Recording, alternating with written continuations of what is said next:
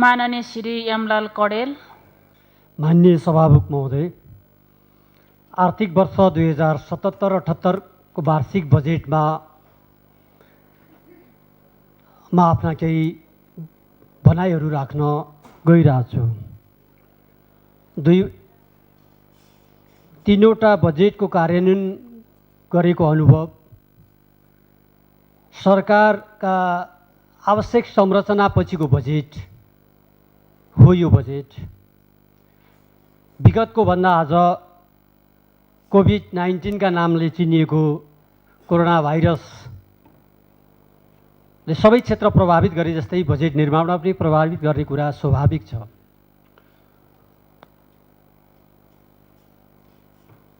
अनुभवसहितको budget का आधारबाट टिप्पणी गर्ने कुरा सजिलो पनि छ, तर मलाई अलि गम्भीर बना हुनाले के आधारबाट टिप्पणी गर्ने कुरा पनि सोचिरहेको छु। प्रस्तुति सुन्दर छ, त्यसका निम्ति त धन्यवाद नदिने कुनै मान्य हुनुहुन्छ जस्तो लाग्दैन। तर यसलाई विगतसँग तुलना गर्ने हो भने अवस्था बजेट निराशाजनक दस्तावेजका रूपमा प्रकट भएको छ। त्यसकारणले मैले धेरै चर्चा त्यति धेरै गर्न पनि मैले जरुरी ठानिनँ। तर पनि एउटा जनप्रतिनिधिका हिसाबले यसप्रति आफ्नो अभिमत यो सम्मानित सभा मार्फत जनताका अगाडि प्रकट गर्नु मैले आफ्नो दायित्व र कर्तव्यकै रूपमा भएर यहाँ उपस्थित भएको छु। अझै पनि समय छ। म स्मरण गराउन चाहन्छु बजेटका नीति सिद्धान्त र प्राथमिकतालाई, नीति तथा कार्यक्रमलाई र विगतलाई सम्झिएर अझै पनि सुधार गर्ने बाटोमा छ भने त्यो बाटोमा लाग्नु म जरुरी र आवश्यकता देख्छु।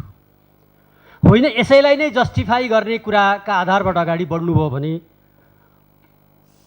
अरूले के गर्नुहुन्छ अरू मान्य सदस्यहरूको कुरा हो, तर मेरो तर्फबाट हेर्दा जनताका बीचमा त्यसलाई पुष्टि गर्न गाह्रो पर्छ। म यति मात्रै विनम्रतापूर्वक अनुरोध गर्न चाहन्छु।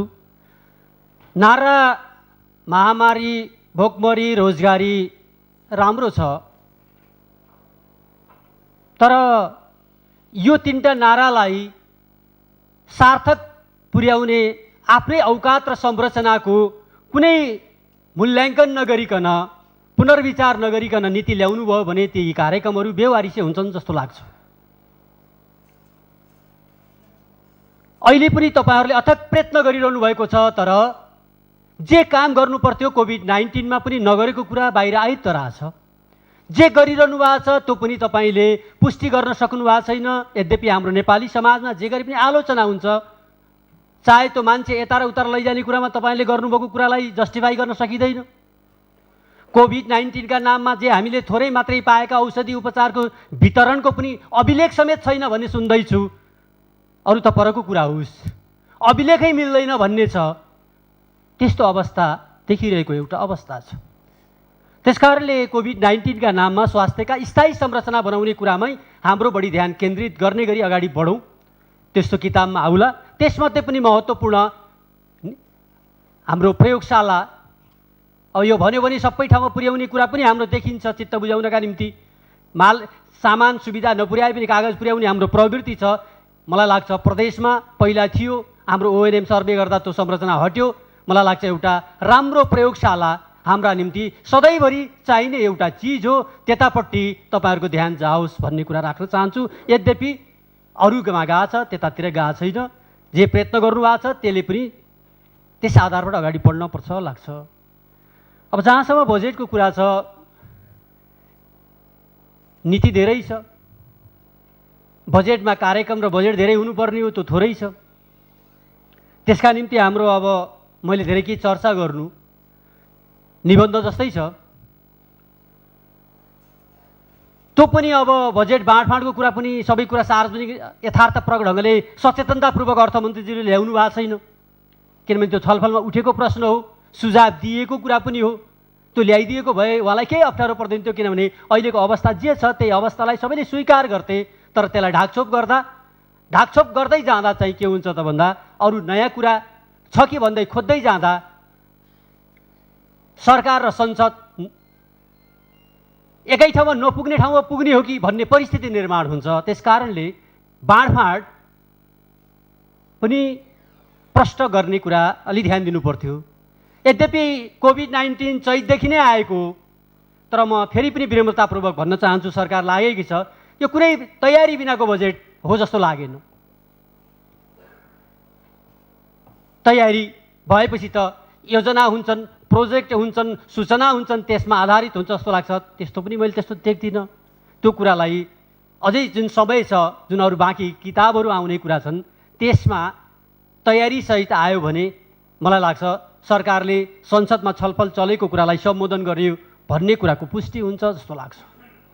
त्यस्तै अर्को यो बजेट हेर्दा हाम्रो प्रतिपक्षी साथीहरूले भन्नुहुन्छ नि 2/3 दम्ब देखाएर बेला बखतमा यस्तो गर्ने भन्ने त सुनिरहेछौँ, हामी त्यसको सबै छौँ। यो किताब हेर्दा त 2/3 ल्याएको जस्तै देखिएन, यो पटकै सरकारले ल्याएको जस्तो देखियो। 2/3 हुनुको मतलब सङ्ख्या मात्रै 2/3 होइन, नीति स्थिरता हुनु पर्यो, योजना स्थिरता हुनु पर्यो। यो त पटकै सरकारले ल्याएको जस्तो भयो त। 3टा किताब पढ्यो भने अलग अलग योजना, अलग अलग कुरा यी पूर्वक्ता साथीहरूले भन्नुभयो त्यो किताबमा छ। त्यसकारणले तपाईँहरूको सोच जुन अस्थिर सोच छ, पटकै सोचले हामी गन्तव्यमा पुग्न सक्दैनौँ। त्यसलाई तब हामीले बदल्नुपर्ने अवस्था मैले त्यस्तो देख्छु। त्यसमा प्राथमिकता दिनुको मतलब सबै नयाँ ल्याउने कुरा त होइन होला त। आज हामी चौथो बजेटमा छलफल गर्दैछौँ। चौथो बजेटसम्म ल्याइरहँदा कुनै एउटा जिल्लामा यो योजना निरन्तर 14 वर्षदेखि चलिरहेछ भनेर भन्न सक्ने कुनै योजनाको चर्चा हुने अवस्थामा यो सरकार पुग्नु पर्थ्यो। त्यसकारणले त्यतापट्टि ध्यान दिउँ जस्तो लाग्छ। मूल चुनौती भनेको बजेटको कार्यान्वयन हो। सचेतनतापूर्वक अर्थमन्त्रीज्यूले विगतको समीक्षा गर्दा कोभिडको मात्रै चर्चा गर्नुभयो, तर विगतको चैतभन्दा अगाडिको त्यो 9 महिनाको पर्फर्मेन्सको बारेमा कहीँ लेखिदिएको भए त राम्रो हुन्थ्यो त। त्यो किनभने त्यो नकारात्मक छ। आज म पनि के देख्छु त भन्दा मन्त्रीज्यूहरूको एकदम हुटुटी नै छ। सभा सम्मेलनमा समितिका बैठकहरूमा त्यो थाहा पाइन्छ, तर राजनीतिक हुटुटीले मात्रै सरकार सञ्चालित हुँदैन। त्यसको साथमा मैले नीति तथा कार्यक्रममा पनि भनेको थिएँ, त्यसको साथमा स्थायी संरचनाका रूपमा रहेको ब्युरोक्रेसीलाई अगाडि आत्मसात गर्न सकिएन भने हाम्रो मात्रै हुटुटीले परिणाम ल्याउन सकिँदैन। त्यसकारणले बजेटको कार्यान्वयन प्रमुख समस्याका रूपमा पैसा हाम्रा लागि थोरै हो, तर जति छ त्यो फालाफाल छ। फालाफाल भए हुनाले त अहिले हिसाब किताब सम्हाल्नै गाह्रो भएको छ त। छतासुल्लो छ त हिसाब किताब त। अझ खोज्दै जाने हो भने कहाँ कहाँ भेटिने होला त। त्यसकारणले मलाई लाग्छ यो कार्यान्वयनको पाटो कसरी अगाडि बढाउने हो त्यो गरौँ। अब अर्थमन्त्रीज्यूले आर्थिक सुशासनको कुरा, आर्थिक अनुशासनको कुरा गर्नुभएको छ। छापामा आएको कुरा, संसदीय समितिमा आएर सरकारले दिएको जवाब सुन्दा सरकारको साथीहरूलाई त राम्रै होला, तर त्यो सत्ताधारी बहुदलीय व्यवस्था भएको हुनाले त्यो कुरा सुन्दा र देख्दा मलाई चाहिँ, अरूलाई के छ थाहा छैन, मलाई चाहिँ लज्जाबोध भइरहेछ। यस्तो लज्जाबोध हुने गरी काम गर्ने कुराको के कारणले कमजोर भयो सरकारको प्रमुख र अर्थमन्त्रीज्यू?